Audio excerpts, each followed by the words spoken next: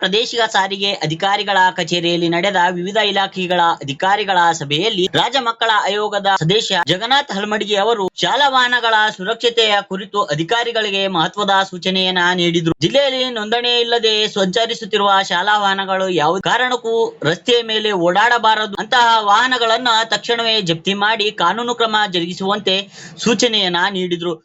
ಪ್ರತಿಯೊಂದು ಶಾಲಾ ವಾಹನವು ಕಡ್ಡಾಯವಾಗಿ ನೋಂದಣಿ ಪ್ರತಿ ಹೊಂದಿರಬೇಕು. ಫಿಟ್ನೆಸ್, ಇನ್ಸೂರೆನ್ಸ್ ಪ್ರತಿಯೊಂದು ದಾಖಲೆಗಳನ್ನ ಇಟ್ಟುಕೊಂಡು ಅನುಭವಿಸಿದ ಚಾಲಕರೊಂದಿಗೆ ಶಾಲಾ ವಾಹನಗಳು ಚಲಾಯಿಸಬೇಕು ಎಂದು ಸೂಚನೆಯನ್ನು ನೀಡಿದರು. ಒಟ್ಟಾರೆ ಈ ಸಭೆಯಲ್ಲಿ RTO ಅಧಿಕಾರಿ ಜಾಫರ್ ಅವರು ಮಾತನಾಡಿ ಮಾಹಿತಿಯನ್ನ ನೀಡಿದರು. ಜಿಲ್ಲೆಯಲ್ಲಿ ಶಾಲಾ ವಾಹನಗಳು 413 ವಾಹನಗಳು ಇವೆ.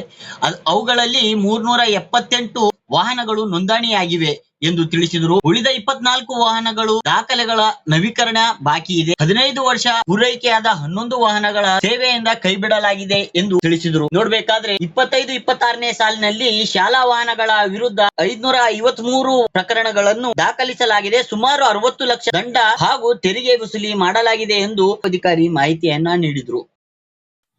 ನೀವಿನ್ನೂ ನಮ್ಮ ಚಾನೆಲ್ನ ಸಬ್ಸ್ಕ್ರೈಬ್ ಮಾಡ್ಕೊಂಡಿಲ್ಲ ಅಂದ್ರೆ ಕೂಡಲೇ ಸಬ್ಸ್ಕ್ರೈಬ್ ಮಾಡಿ, ಲೈಕ್ ಮಾಡಿ, ಬೆಲ್ ಬಟನ್ ಒತ್ತಿ.